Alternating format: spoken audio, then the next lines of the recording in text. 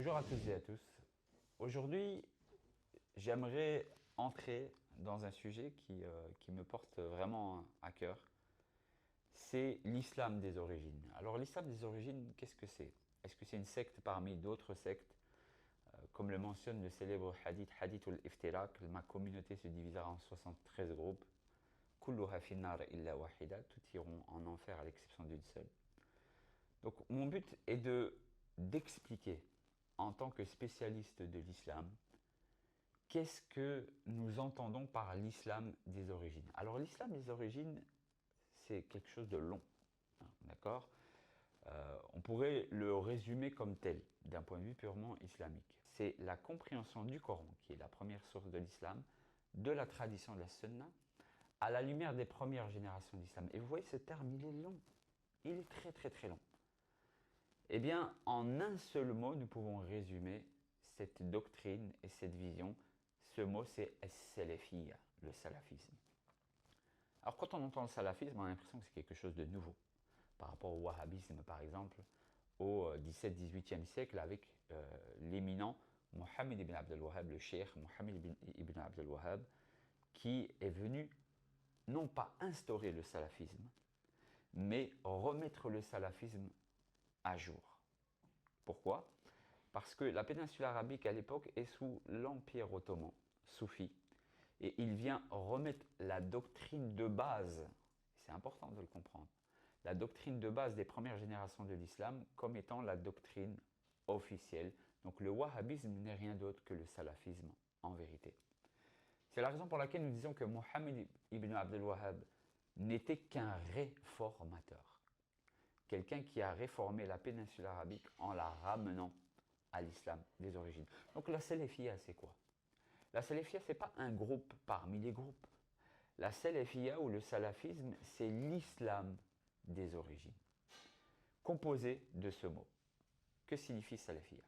Premièrement, étymologiquement, salaf signifie littéralement ma sabaq, c'est-à-dire ce qui a précédé.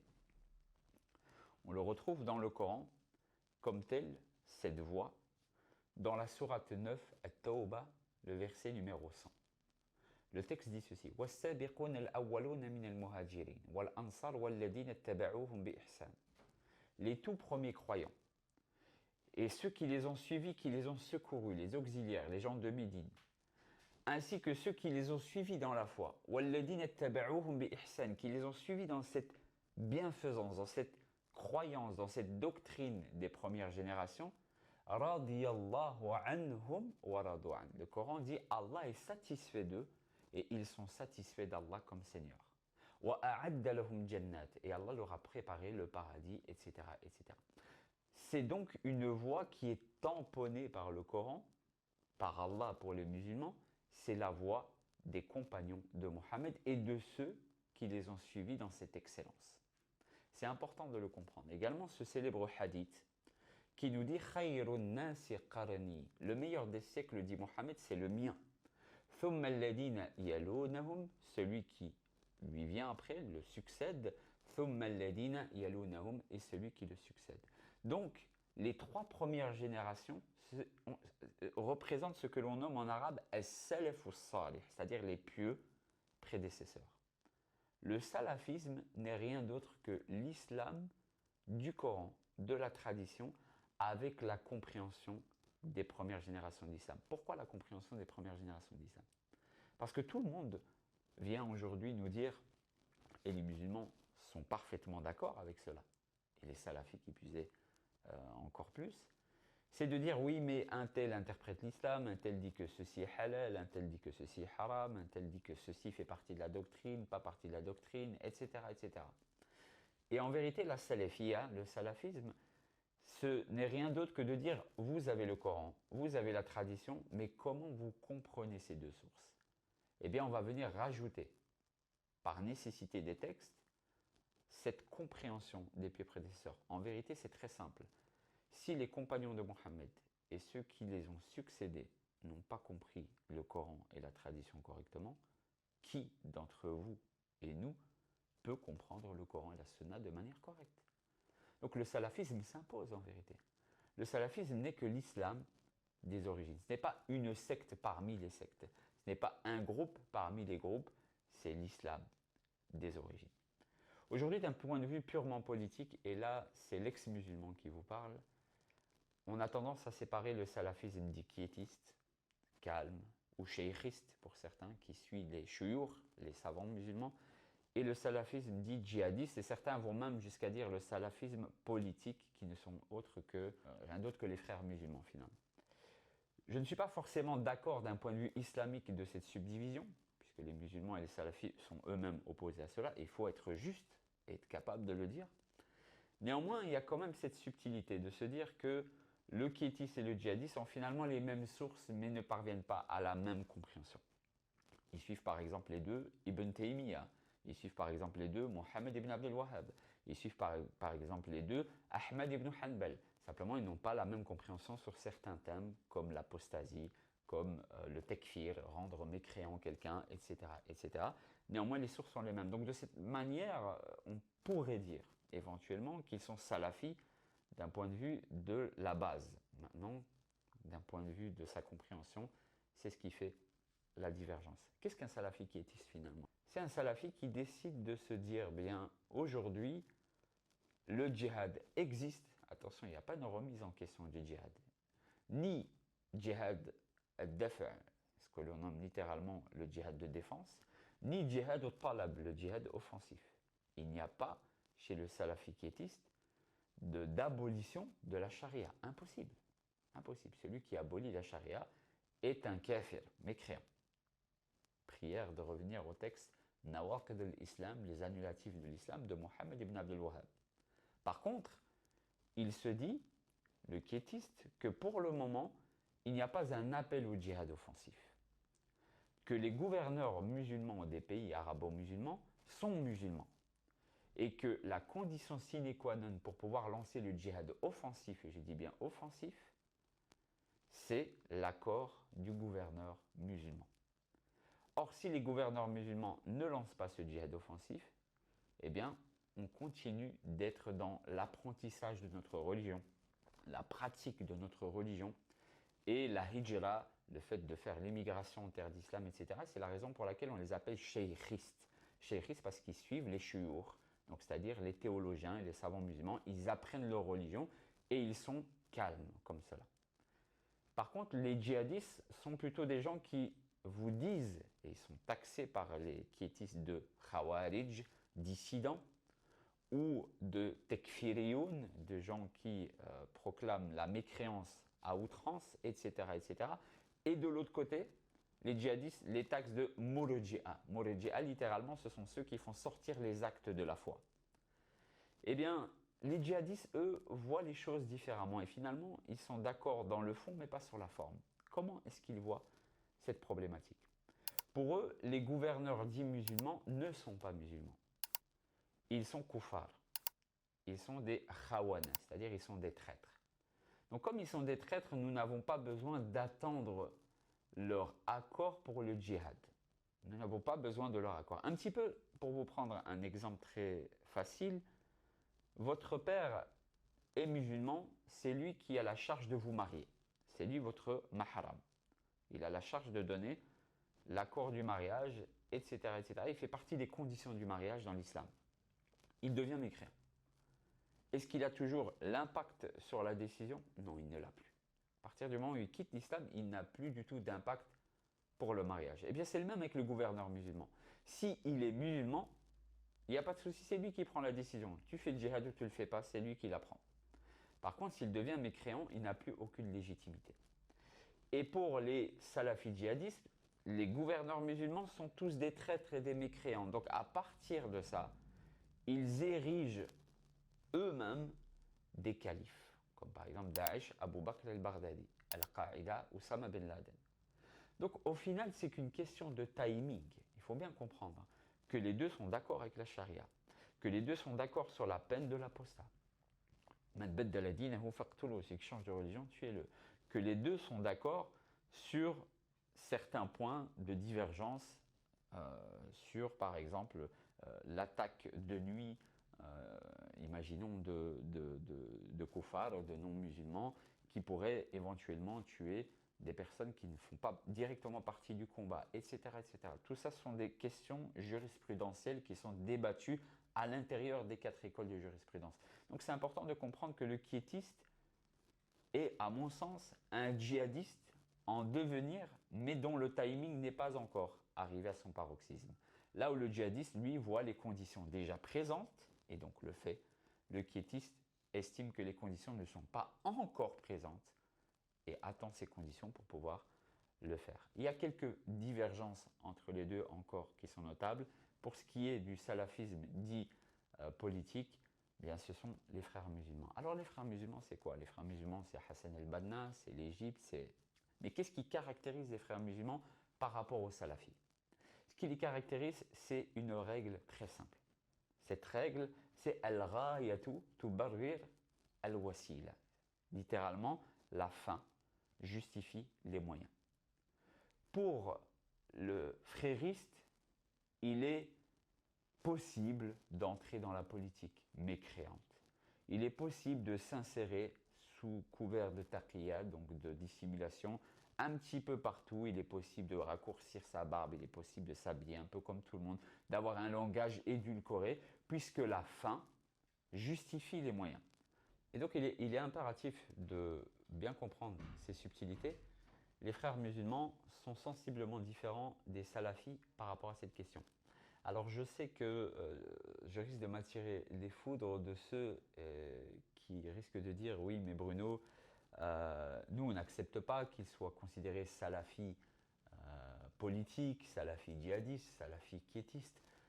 Oui, je pourrais vous donner raison sur cela d'un point de vue purement islamique. D'un point de vue purement islamique, il est clair que les uns sont les frères musulmans, les autres sont considérés comme étant des khawarij et des tekfiriyoun, et les autres comme étant des salafioun, voire des murji'oun, hein, comme on dit, al-irja, de par les khawarij. Donc ça, c'est une guéguerre intra-musulmane, intra-islamique. C'est aux musulmans de définir le contour de cela. Néanmoins, d'un point de vue purement sociologique, d'un point de vue purement sociétal, mais aussi d'un point de vue d'islamologue, si je puis dire, nous sommes d'accord fondamentalement que les sources sont les mêmes. Les sources sont les mêmes, les livres sont les mêmes de manière générale, même s'il y a des nuances pour les frères musulmans, Saïd Qutb, etc. Il y a des nuances. Néanmoins, de manière générale, les sources sont les mêmes et la volonté de revenir aux salaf, donc aux premières générations de l'islam, est la même.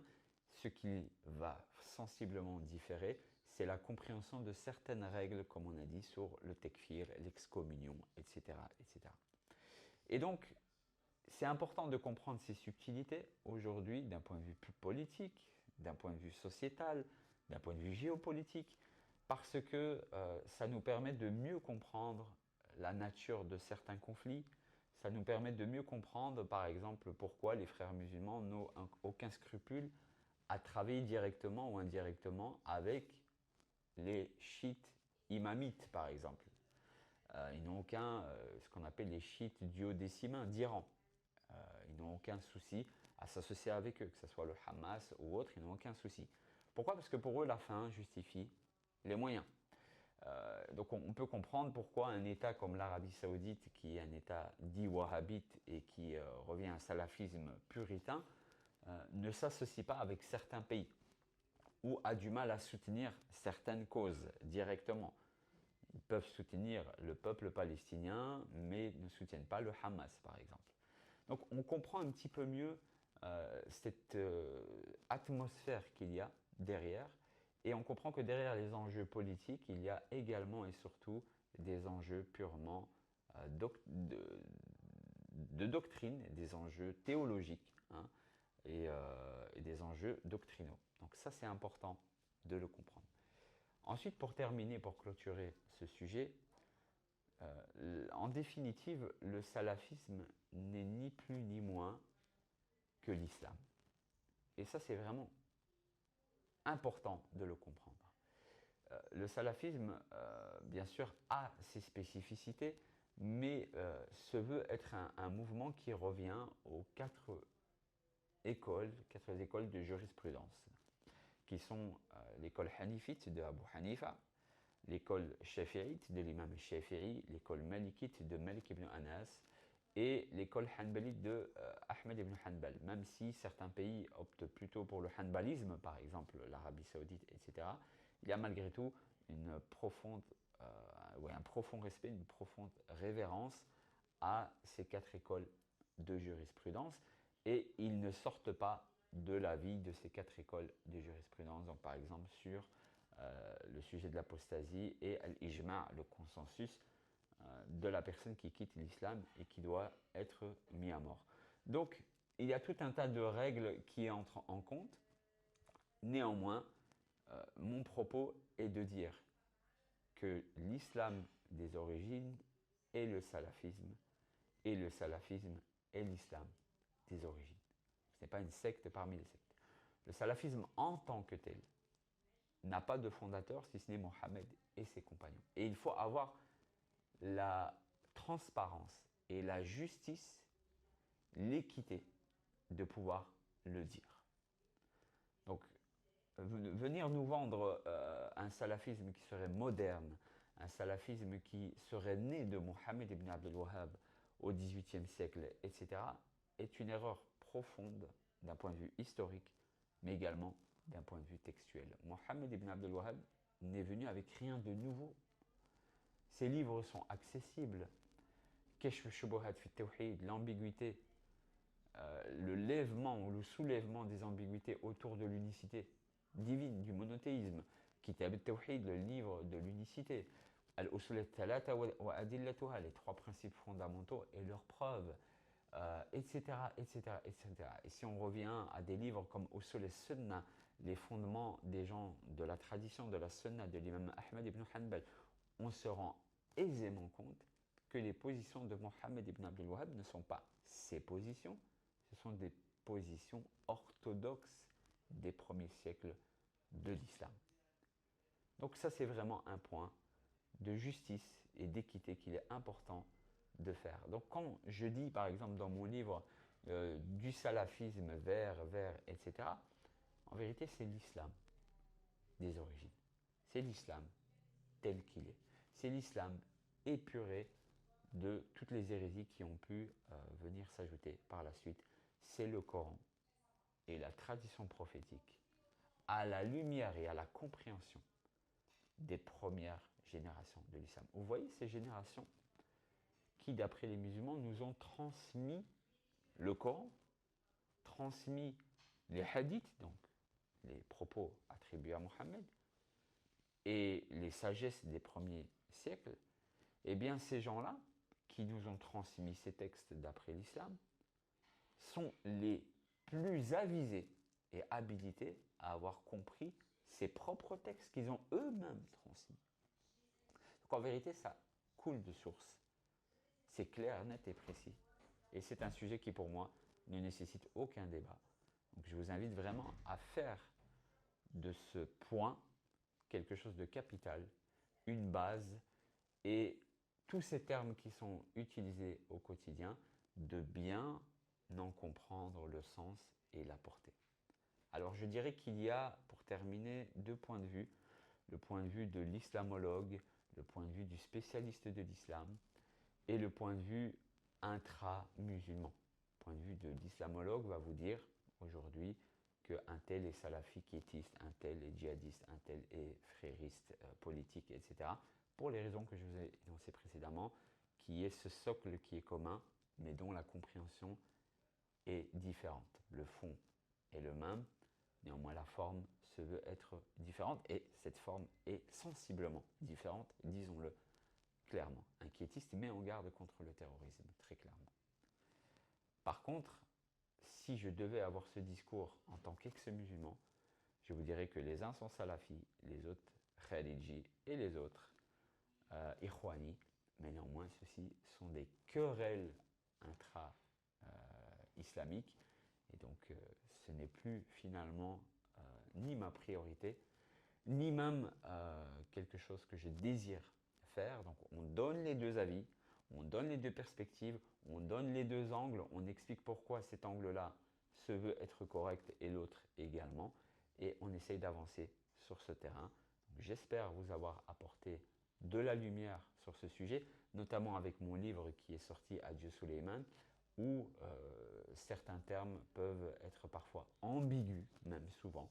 Eh bien, j'espère au travers de cette vidéo, au travers de ces explications, que les choses seront plus claires pour vous. Passez une excellente journée. J'espère vous retrouver très très vite. Et accourez acheter ce livre, lisez-le, comprenez-le entre les lignes. Et excellent, excellent